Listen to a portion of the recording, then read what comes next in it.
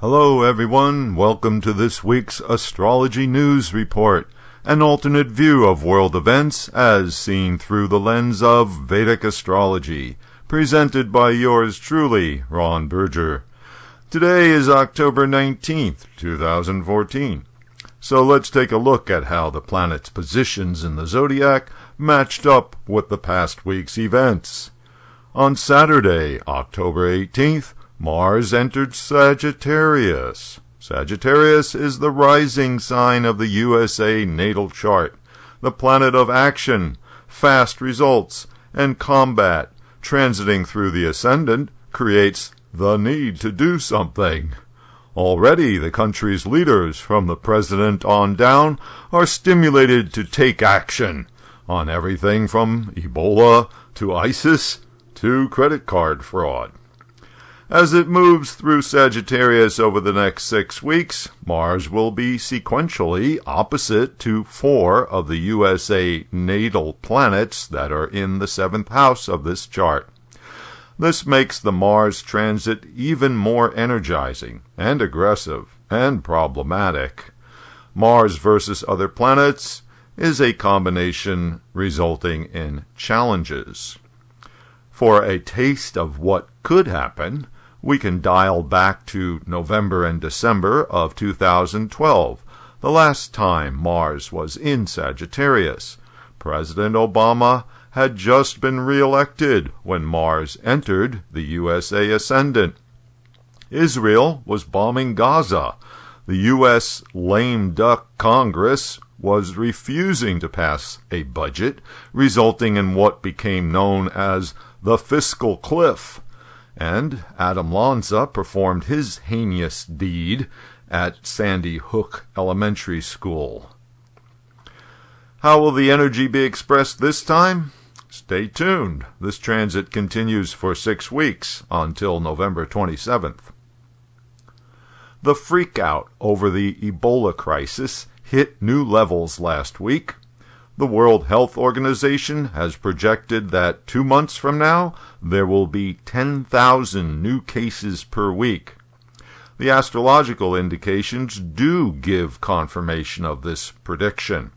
The chief significators, Uranus and Ketu, are going to get more exactly conjunct, and therefore more intense, as the months go by. In the USA, the freakout has been the #1 item of the news cycle. A nurse who was taking care of that Ebola victim who died at the Dallas hospital came down with the disease herself. Then a second nurse tested positive for Ebola. This was in spite of wearing the mandated protective gear. Or, no, turns out they weren't wearing full protective gear, at least initially. The second nurse got on an airplane, even when she had a fever. That was a no-no. Sounds like the nurse effed up.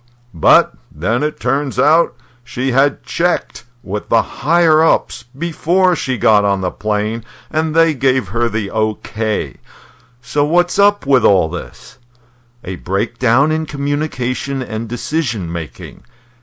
A classic case of Mercury retrograde, the planet of communications and rational thinking, going backwards in the zodiac since October 4th.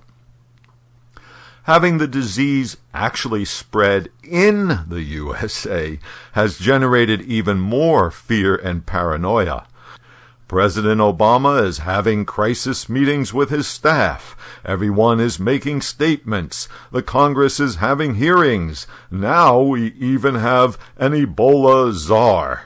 The Pentagon is putting together a rapid response team. The virus has gone viral. It's a national emergency. But don't panic! Okay, on to other things. Venus is the planet of worth and value. Therefore, Venus is the prime planet for financial markets. Venus has been in Virgo, its sign of debilitation, since September 25th. Venus has also been combust the sun. In other words, its significations are burnt up by the sun.